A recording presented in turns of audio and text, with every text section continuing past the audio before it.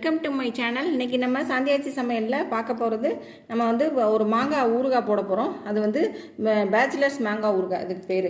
இது வந்து ரொம்ப ஈஸியாக செய்யலாம். இந்த மாங்காய் வந்து இந்த மாதிரி சின்ன சின்ன துண்டாக கட் பண்ணி நான் வந்து துணியில் போட்டு 2 மணி நேரம் சும்மா அப்படியே நடக்காய்ச்சலாக காய போட்டு எடுத்து வச்சுருக்கேன். அந்த ஈரம் இல்லாமல் எடுத்து வச்சுருக்கேன். அப்புறம் உப்பு வந்து அரை டம்ளர் எடுத்து வச்சுருக்கேன். இந்த பாருங்கள் 100 கிராம் டம்ளரில் இது வந்து அரை டம்ளர் எடுத்து வச்சுருக்கேன். அதே மாதிரி மிளகாத்தூள் அதே அளவு அரை டம்ளர்.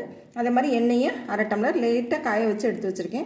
அதில் பாதி வந்து கடுகு, அந்த பெரிய கடுகு எடுத்துக்கோங்க, அது நல்லாயிருக்கும். இப்போ வந்து மஞ்சத்தூள் அது அரை டீஸ்பூனு, வெந்தயம் அரை டீஸ்பூனு. வாங்கப்போ எப்படி பண்ணலான்னு பார்க்கலாம். இப்போ இந்த மாங்காயை வந்து ஒரு பவுலில் கொஞ்சம் அகலமாக இருக்க பவுலில் போட்டுக்கோங்க. இந்த மாதிரி கொட்டையெல்லாம் இல்லாமல் எடுத்துக்கோங்க, அப்போ தான் நல்லாயிருக்கும் வந்துட்டு. இப்போ இது கூட இதெல்லாம் போடலாம், என்னென்ன போடலான்னு பார்க்கலாம். இப்போ கடுகும் வெந்தயமும் நம்ம பொடி பண்ணி எடுத்துகிட்டு வந்துடலாம்.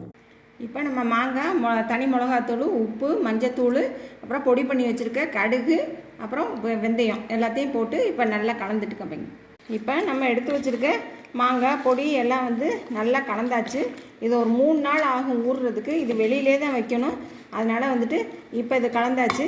இப்போ இது கூட லைட்டாக சுட வச்ச நல்லெண்ணெய் அதையும் ஊற்றி நல்லா பரட்டிட்டு இப்போ காமிக்கிறேன். அப்புறம் என்னோடய சேனல் எல்லோரும் சப்ஸ்கிரைப் பண்ணுங்கள், லைக் பண்ணுங்கள், கமெண்ட்ஸில் சொல்லுங்கள். அப்புறம் இந்த எண்ணெய் எதுக்காக சுட வைக்கிறோம் அப்படின்னு சொன்னால், பச்சை எண்ணெயை ஊற்றினோம்னா கொஞ்சம் வந்து சிக்கு வாடை அடிக்கும்.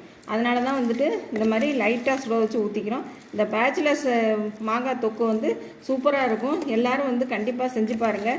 செஞ்சு பார்த்துட்டு என்னோடய கமெண்ட்ஸில் சொல்லுங்கள்.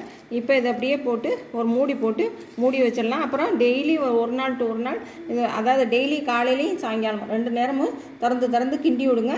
அதுக்கப்புறம் எப்படி இருக்குன்னு காமிக்கிறேன். இப்போ நம்ம 3 நாள் முன்னாடி இந்த ஊறுகாய் போட்டோம்.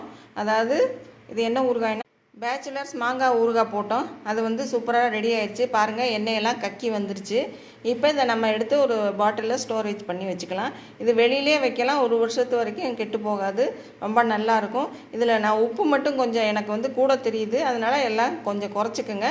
நான் வந்து டிஸ்கிரிப்ஷன் பாக்ஸில் கொடுத்துருவேன், அதை பார்த்து நீங்கள் அளவு எடுத்து வச்சுக்கிட்டு அதுக்கப்புறம் செய்யுங்க. ஏன்னா இதில் உப்பு நான் முதல்ல காமிச்சது கூட போட்டேன், கூட சொல்லியிருக்கேன். ஆனால் வந்துட்டு குறைச்சி தான் நான் போட்டேன். அது இதுவே எனக்கு வந்து கரெக்டாக இருக்குது வந்துட்டு. அதனால் நான் டிஸ்கிரிப்ஷன் பாக்ஸில் கொடுத்துறேன், நீங்கள் பார்த்து அளவு எடுத்துகிட்டு அது மாதிரி செஞ்சு பாருங்கள். ஓகேயா? தேங்க்யூ.